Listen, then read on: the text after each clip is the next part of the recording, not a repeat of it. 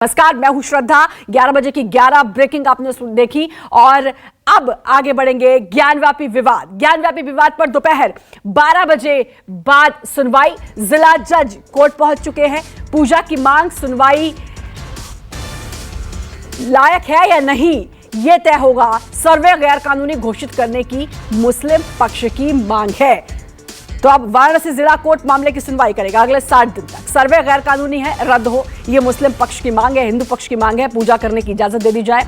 और ज्ञानव्यापी पर दोपहर 12 बजे के बाद सुनवाई। जिला जज अब कोर्ट पहुंच चुके हैं। अशोक तिवारी हमारे साथ, हमारे सहयोगी जुड़ चुके हैं। अशोक, अब सुनवाई होनी और कुछ ही समय रह गया है, जज भी पहुंच चुके हैं कोर्ट।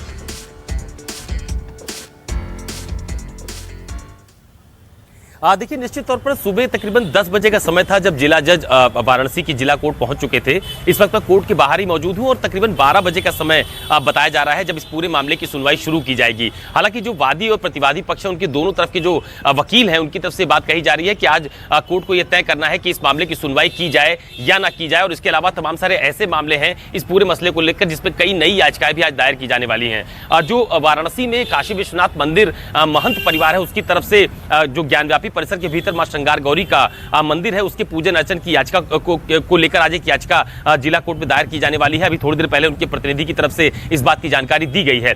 दूसरी बात यह भी है कि मां श्रृंगार गौरी के नियमित रूप से दर्शन पूजन को लेकर जो याचिका 4 महिलाओं की तरफ से दायर की गई थी, उस पर भी आज सुनवाई होनी है। तो तकरीबन 12 बजे का समय अनुमानित माना जा रहा है कि जब इस पूरे मामले की सुनवाई जो जिला जज है उनकी कोर्ट में शुरू की जाएगी। और अब सबकी निगाहें उसी बात पर टिकी हुई है कि आज जो जिला जज है वो इस मामले की सुनवाई करते हुए क्या कुछ टिप्पणी करते हैं या वो इस मामले को लेकर क्या कुछ अहम बातें कहते हैं। हालांकि वादी और प्रतिवादी दोनों पक्षों के जो वकील हैं उनकी तरफ से तैयारी पूरी कर ली गई है। अभी थोड़ी देर बाद ये बताया जा रहा है कि दोनों पक्षों के वकील भी कोर्ट पहुंचने वाले हैं और उसके बाद इस मामले की पूरी प्रोसीडिंग शुरू की जाएगी। लेकिन सबसे खास बात यह है कि इस पूरे मसले को लेकर जिस तरह की बयानबाजियां हम लोगों ने बीते कई दिनों में देखी, चाहे वो काशी विश्वनाथ मंदिर का जो न्यास परिषद है उसकी तरफ से की गई हो या फिर जो दूसरा पक्षकार हो उसकी तरफ से की गई हो, तमाम सारे ऐसे धर्मगुरु हैं, मुस्लिम धर्मगुरु या दूसरे पक्षकार जो हैं उनकी तरफ से भी ऐसी बयानबाजी देखने को मिली है जिसको लेकर ये कहा जा रहा था कि ऐसी बयानबाजी नहीं होनी चाहिए। तो आज का दिन जो ज्ञानव्यापी मामला है उसको लेकर बेहद अहम माना जा रहा है जब इस मामले की सुनवाई की जाएगी और उसके बाद कोर्ट की तरफ से कोई ठोस टिप्पणी भी आज हम लोगों को देखने को मिल सकती है।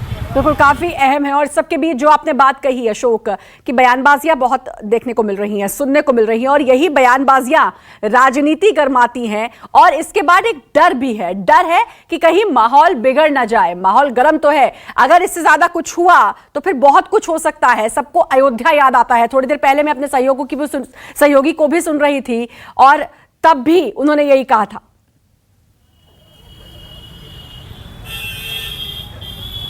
देखिए, निश्चित तौर पर आपको याद होगा कि अयोध्या के मसले के बाद अब वाराणसी का ये मामला इतना बड़ा है, इतना अहम मुद्दा है जिसको लेकर तमाम सारे लोगों की निगाहें इस पूरे मसले को लेकर बनी हुई हैं। सबसे खास बात यह है कि पूरे मामले की सुनवाई अब चूंकि सुप्रीम कोर्ट के ऑर्डर के बाद वाराणसी की जिला कोर्ट में आज से सुनवाई शुरू होने वाली है। तो मुझे ऐसा लगता है, ये बात अभी थोड़ी देर पहले भी इस बात की चर्चा हो रही थी कि तमाम सारे जो जिम्मेदार लोग हैं उनको कम से कम अपने गैर जिम्मेदार रवाना जो बयान होते हैं उससे थोड़ा सा दूरी बनाए रखनी चाहिए, क्योंकि उनका कोई भी बयान माहौल को बिगाड़ने की कोशिश जिम्मेदार है, उन्हें जिम्मेदारी निभानी चाहिए। बाहर की तस्वीर दिखाऊं इस मामले की संवेदनशीलता को।